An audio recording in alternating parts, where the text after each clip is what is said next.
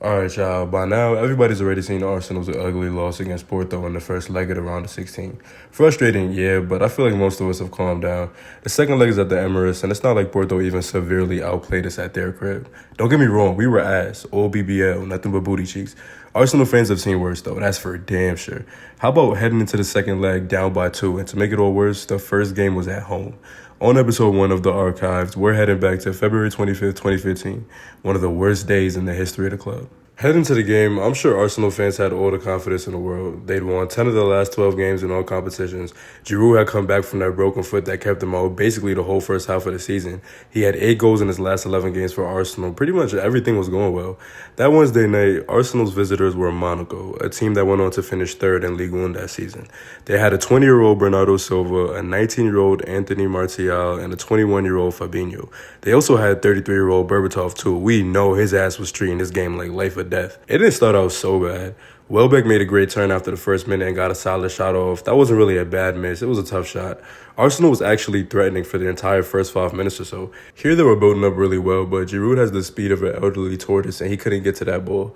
The game sort of quieted down after the first 10 minutes, and for the first half hour or so, there wasn't much of anything when it came to Arsenal threatening Monaco.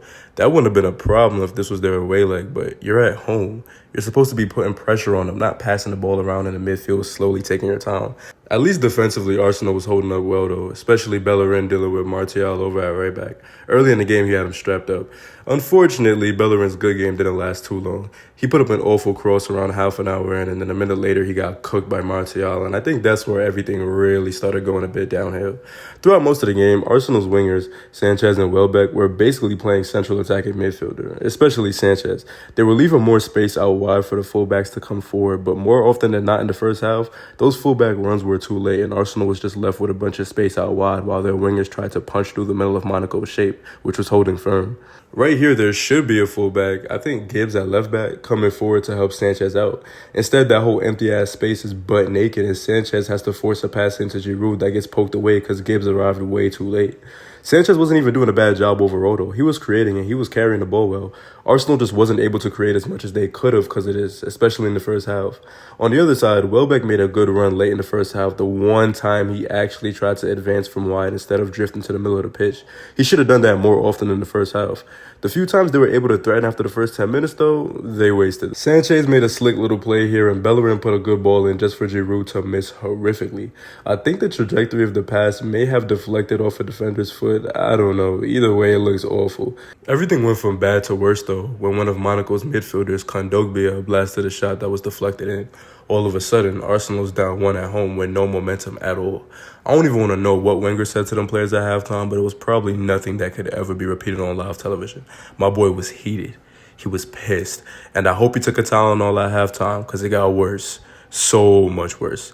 Barely a minute into the second half, they was on bullshit. Sanchez with a great touch past the defender and a great cross, and Giroud somehow puts it wide.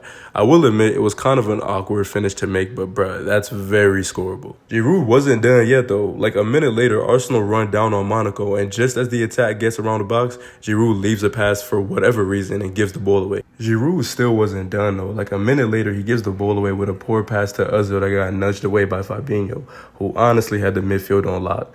A 21-year-old Fabinho helped Moutinho absolutely dominate Arsenal in the midfield. That shit was ridiculous. Mind you, Giroud is still not done.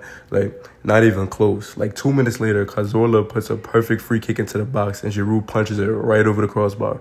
Mind you, Giroud is still not done. A few minutes later, he manages to do this, and honestly, at this point, I would have put my foot through the TV and launched it out the window. I don't know how Arsenal fans who watched this live made it to the end of the game. I really don't. He was subbed off around the hour mark. After that last miss, Wenger just said, yeah, you're done.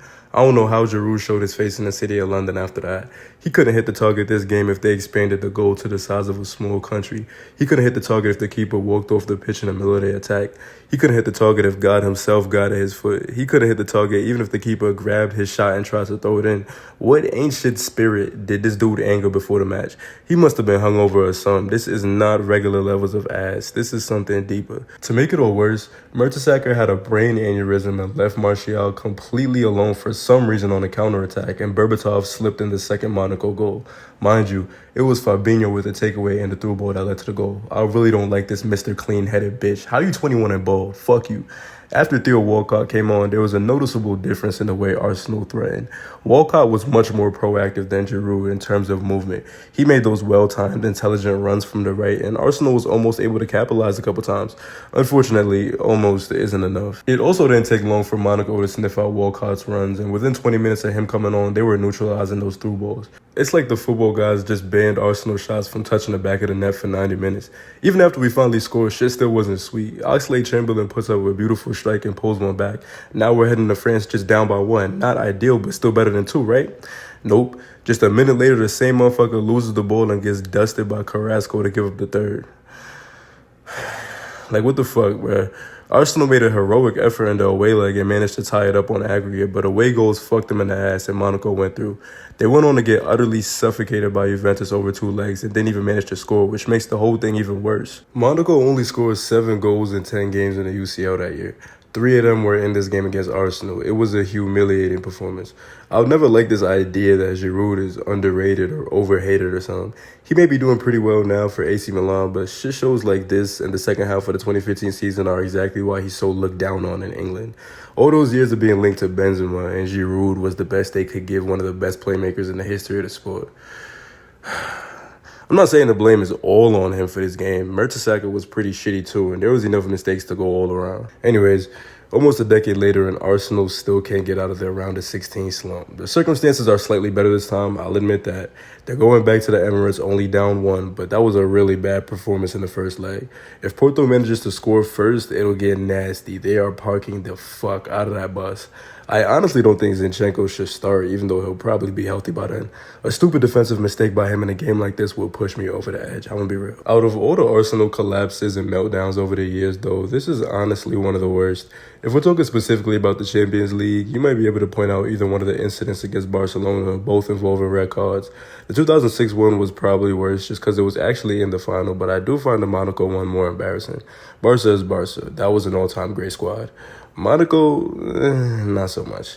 I guess 10-2 against Bayern is also pretty awful, but Bayern is Bayern, just like Barca is Barca. I'm never going to get over just how not really impressive that Monaco squad was relatively. I mean, they had future great players. Bernardo went on to become a fantastic player at City. Fabinho went on to become a fantastic player at Liverpool. Martial, well, he never became what he was supposed to become, but he was good for a while. At the time, though, these guys were kids. We went out there with prime Ozil, damn near prime Alexis Sanchez, basically prime Cazorla. I mean, how did this happen, bruh? At home.